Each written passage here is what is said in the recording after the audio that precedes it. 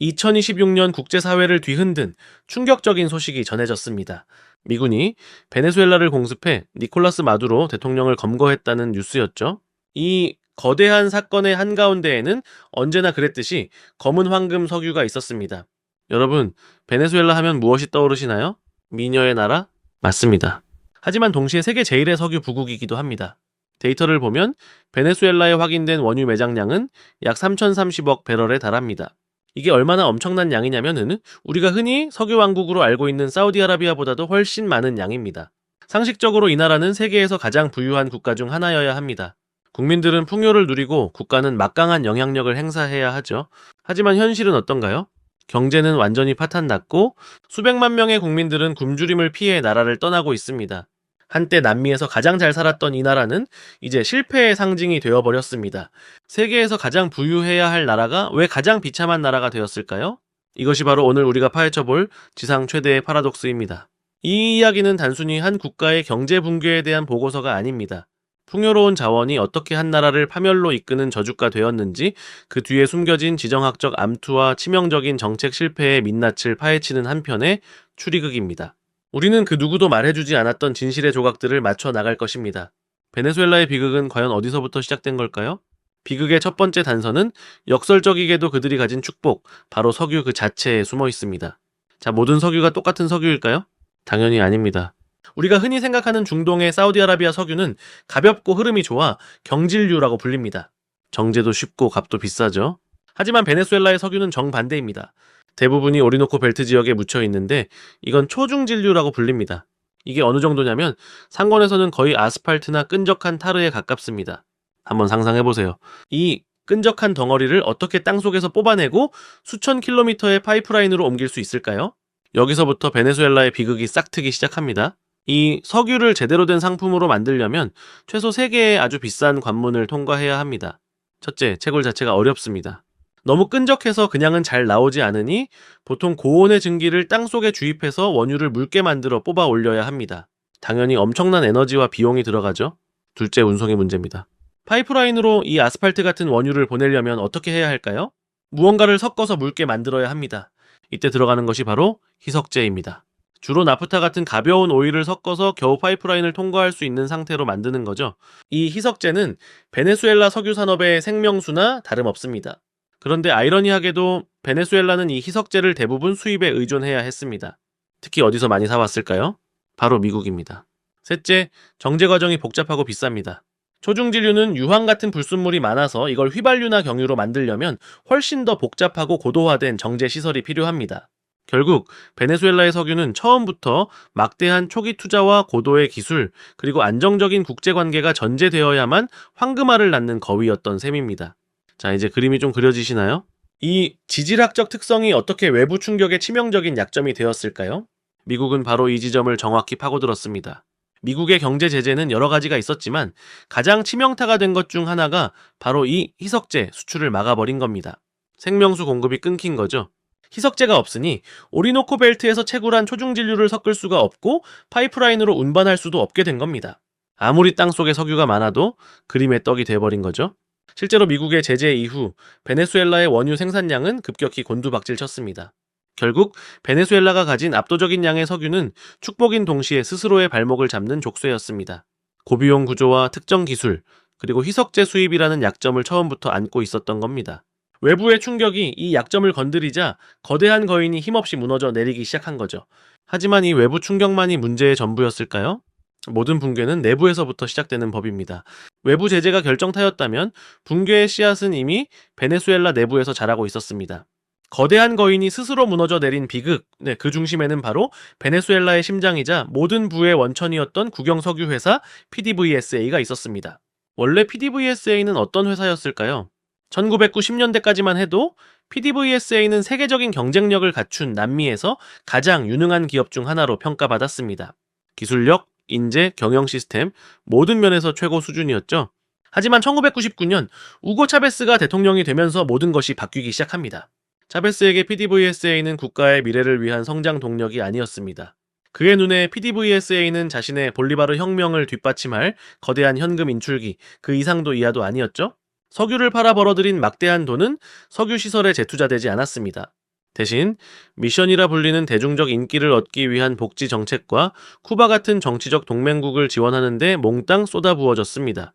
그리고 마침내 PDVSA의 심장을 멈추게 한 결정적인 사건이 터집니다. 바로 2002년에 일어난 대규모 파업입니다. 차베스의 정책에 반대하는 직원들이 파업에 돌입하자 그는 그들을 모두 해고하는 것으로 답했습니다.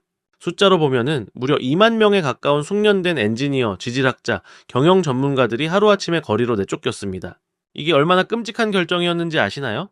석유 전문가들 사이에는 유정은 살아있는 생물과 같다는 말이 있습니다.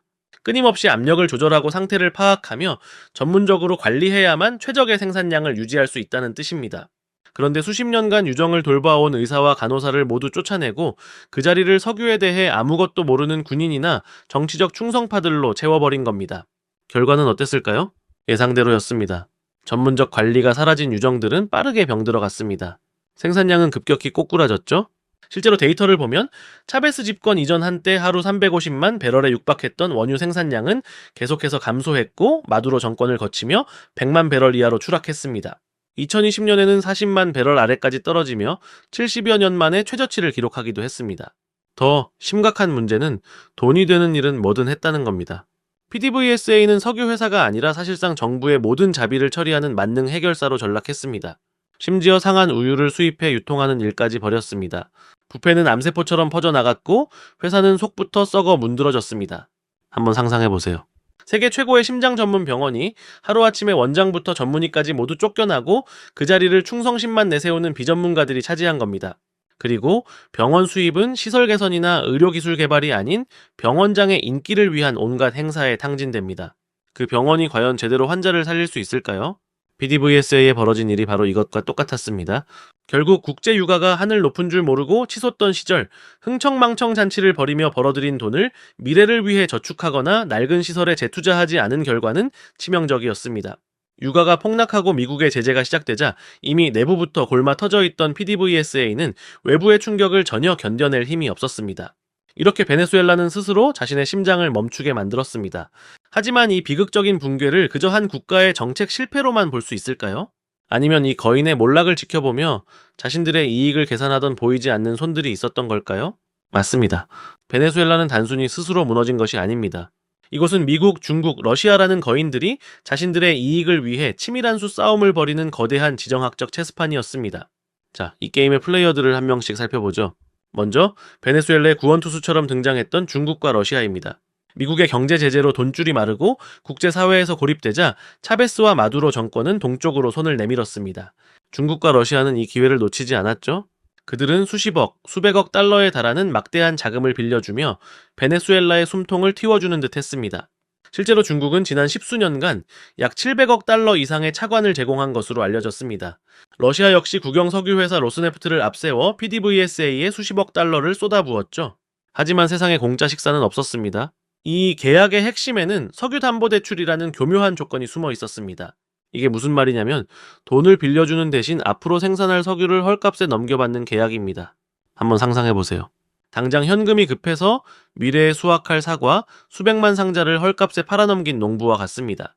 베네수엘라는 당장의 위기를 넘기기 위해 미래의 불을 통째로 저당 잡힌 셈입니다. 결국 베네수엘라가 생산한 원유의 상당 부분은 빚을 갚기 위해 곧장 중국과 러시아로 향해야 했습니다. 정작 국제시장에 팔아서 절실하게 필요한 달러를 벌어들일 석유는 남아있지 않게 된 겁니다. 특히 중국은 이 상황을 아주 영리하게 이용했습니다. 미국의 제재로 베네수엘라산 원유는 국제시장에서 위험한 물건으로 낙인 찍혔습니다. 아무도 사려고 하지 않으니 가격은 폭락했죠. 바로 그때 중국이 나타나 이 석유를 독점적으로 아주 싼 값에 사들인 겁니다. 실제로 한때 베네수엘라 원유 수출의 80%가 중국으로 향하기도 했습니다. 자, 그럼 이 체스판의 반대편에 앉아있는 미국은 무슨 생각을 하고 있었을까요? 미국의 목표가 단순히 석유 확보였을까요? 아닙니다. 그보다 훨씬 더 큰 그림이 있었습니다. 바로 200년 된 유령, 먼로주의의 부활입니다. 그게 뭐냐고요? 1823년 미국의 먼로 대통령이 선언한 건데요. 아주 간단하게 말하면 아메리카 대륙은 우리 미국 구역이니 유럽 너희들은 간섭하지 마 라는 선언입니다. 미국은 전통적으로 남미를 자신의 뒷마당으로 여겨왔습니다. 그런데 어느 날 보니 그 뒷마당에 중국과 러시아가 들어와 깃발을 꽂고 있는 겁니다. 미국의 입장에서 이건 용납할 수 없는 일이었습니다. 베네수엘라에 대한 강력한 제재와 마두로 정권 축출 시도는 단순히 독재 정권을 몰아낸다는 명분을 넘어 미국의 뒷마당에서 영향력을 키우는 중국과 러시아를 견제하고 서방후의 전통적인 패권을 다시 확인하려는 지정학적 계산이었던 겁니다. 최근 트럼프 행정부가 군사작전을 통해 마두로를 축출한 사건은 이 게임의 판을 완전히 뒤엎어버린 결정적인 한 수였습니다. 결국 베네수엘라는 어떻게 됐을까요? 미국의 제재에 맞서기 위해 중국과 러시아에 기댔지만 이는 결국 더 깊은 종속으로 이어졌습니다. 반대로 미국은 중국과 러시아를 몰아내기 위해 베네수엘라의 숨통을 더욱 강하게 조였습니다. 이 거대한 삼각관계 속에서 베네수엘라는 주체적으로 운명을 결정할 힘을 잃고 강대국들의 이익에 따라 흔들리는 신세로 전락하고 말았습니다. 하지만 여기서 질문이 생깁니다. 모든 자원 부국이 이런 운명을 맞이해야만 하는 걸까요? 이 자원의 저주는 피할 수 없는 숙명이었을까요? 아니면은 베네수엘라가 선택하지 않은 다른 길이 있었던 걸까요?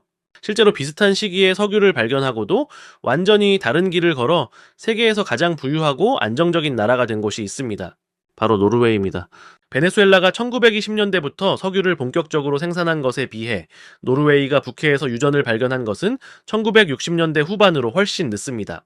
하지만 그들은 베네수엘라의 실패를 반면교사 삼아 아주 다른 선택을 합니다. 도대체 무엇이 이 두 석유 부국의 운명을 극과 극으로 갈라놓았을까요? 핵심적인 차이는 딱 세 가지였습니다. 첫째, 돼지 저금통의 차이입니다. 한번 상상해보세요. 갑자기 생긴 막대한 용돈을 어떤 아이는 신이 나서 전부 과자를 사 먹는 데 써버리고 어떤 아이는 미래를 위해 돼지 저금통에 차곡차곡 모읍니다. 베네수엘라가 전자였다면 노르웨이는 철저히 후자였습니다. 노르웨이는 석유를 팔아번 돈을 함부로 쓰지 않았습니다. 대신 정부 연기금 글로벌, 우리가 흔히 노르웨이 국부펀드라고 부르는 거대한 저금통을 만들었습니다. 석유는 언젠가 고갈될 유한한 자원이지만 이 돈을 잘 굴려서 얻는 수익은 영원할 수 있다. 이분은 현재 세대뿐만 아니라 미래 세대의 것이다 라는 철학이었죠. 데이터를 보면 이 펀드의 규모는 상상을 초월합니다. 최근 자료에 따르면 그 가치가 2조 달러에 육박할 것으로 추정되며 전 세계 기업 지분의 약 1.4%를 소유하고 있을 정도입니다. 반면 베네수엘라는 어땠나요? 벌어들이는 족족 정권의 인기를 위한 복지 정책과 현금 살포에 모두 탕진해버렸습니다. 미래를 위한 저금통은 텅 비어 있었죠. 둘째, 네덜란드 병이라는 전염병에 대한 대처 방식입니다. 네덜란드 병이란 자원 부국이 갑자기 늘어난 수출 때문에 자국 화폐 가치가 너무 올라서 오히려 제조업 같은 다른 산업의 경쟁력이 약해져 결국 경제 전체가 병드는 현상을 말합니다. 1950년대 천연가스를 발견한 네덜란드가 겪었던 현상에서 유래한 용어죠. 베네수엘라는 이 네덜란드 병에 아주 심각하게 걸려버렸습니다. 석유 수출이 전체 수출의 90% 이상을 차지할 정도로 경제는 석유에만 목을 매는 기형적인 구조가 됐습니다. 농업과 제조업은 완전히 붕괴했고 생필품 대부분을 수입에 의존해야 했죠. 유가가 높을 땐 문제가 없어 보였지만 유가가 폭락하자 나라 전체가 마비되어 버린 겁니다. 하지만 노르웨이는 달랐습니다. 그들은 이 네덜란드 병의 위험성을 정확히 알고 있었습니다. 그래서 국부펀드로 벌어들인 돈을 국내에 풀지 않고 대부분 해외 주식이나 채권에 투자했습니다. 자국 통화 가치가 급등하는 것을 막기 위해서였죠. 동시에 석유산업 외에 다른 산업들이 골고루 성장할 수 있도록 끊임없이 노력했습니다. 마지막 셋째는 바로 시스템의 차이입니다. 투명성과 장기적인 비전이죠. 국제투명성기구가 발표하는 부패인식 지수를 보면 극명한 차이가 드러납니다.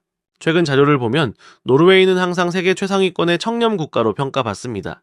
반면 베네수엘라는 세계에서 가장 부패한 국가 중 하나로 꼽힙니다. 노르웨이는 안정된 민주주의와 투명한 시스템 속에서 국가의 100년 대계를 설계했습니다. 석유라는 자원을 미래를 위한 금융자산으로 바꾸는 데 성공한 거죠.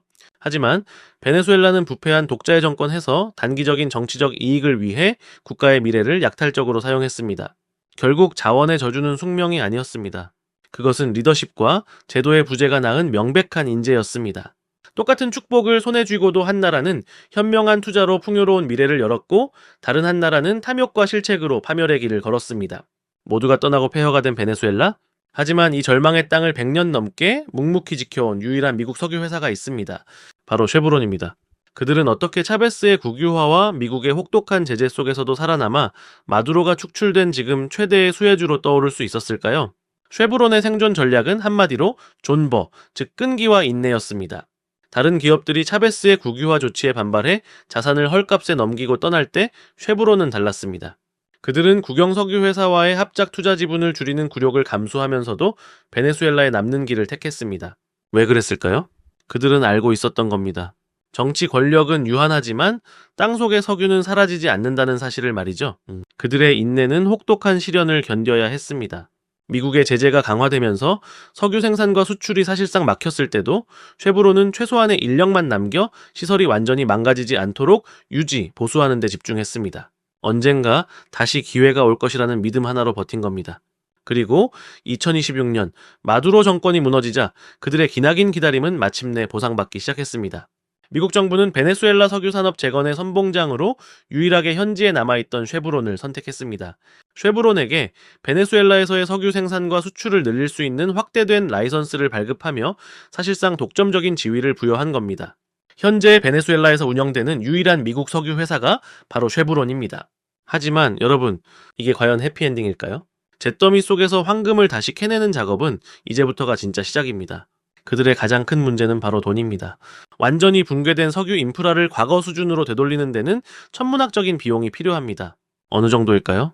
미국의 한 연구소는 베네수엘라의 석유 생산량을 과거 정점 수준으로 되돌리려면 향후 10년간 매년 100억 달러씩 총 1000억 달러 이상이 필요하다고 분석했습니다.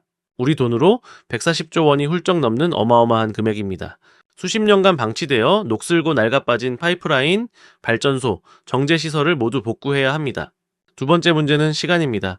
설령 지금 당장 막대한 돈을 쏟아붓는다 해도 생산량이 예전처럼 하루 300만 배럴 이상으로 회복되기까지는 최소 5년 이상, 길게는 10년이 걸릴 것이라는 게 전문가들의 공통된 의견입니다. 현재 생산량은 100만 배럴 수준에 겨우 머물고 있습니다. 마지막으로 가장 근본적인 질문이 남습니다. 과연 누가 이 위험을 감수하고 베네수엘라에 투자할 것인가? 쉐브론은 이미 유리한 고지를 점했지만 그들 혼자서 이 모든 비용을 감당할 수는 없습니다. 엑손모빌이나 코노코필립스 같은 다른 메이저 석유 기업들은 과거 차베스 정권에게 자산을 강제로 빼앗겼던 쓰라린 경험이 있습니다. 그들이 다시 베네수엘라에 돌아오려면 단순히 정권이 바뀌는 것만으로는 부족합니다. 투명한 법률 시스템과 외국인 투자를 보호할 수 있는 안정적인 제도, 그리고 무엇보다 다시는 과거의 비극이 반복되지 않을 것이라는 정치적 안정에 대한 확신이 필요합니다. 결국 쉐브론의 생존기는 우리에게 중요한 질문을 던집니다. 잿더미가 된 땅에서 황금을 다시 캐낼 기회는 분명히 찾아왔습니다. 하지만 그 기회를 현실로 만들기 위한 조건들은 아직 아무것도 갖춰지지 않았습니다. 베네수엘라의 이야기는 단순히 한 나라의 비극으로 끝나지 않습니다. 이는 자원의 풍요가 어떻게 독이 될 수 있는지, 리더십의 부재가 한 세대를 어떻게 파괴하는지 보여주는 21세기의 가장 강력하고도 슬픈 우화입니다. 그렇다면 이 기나긴 비극의 끝에서 우리는 과연 어떤 교훈을 얻어야 할까요? 우리는 모든 원인을 분석했습니다.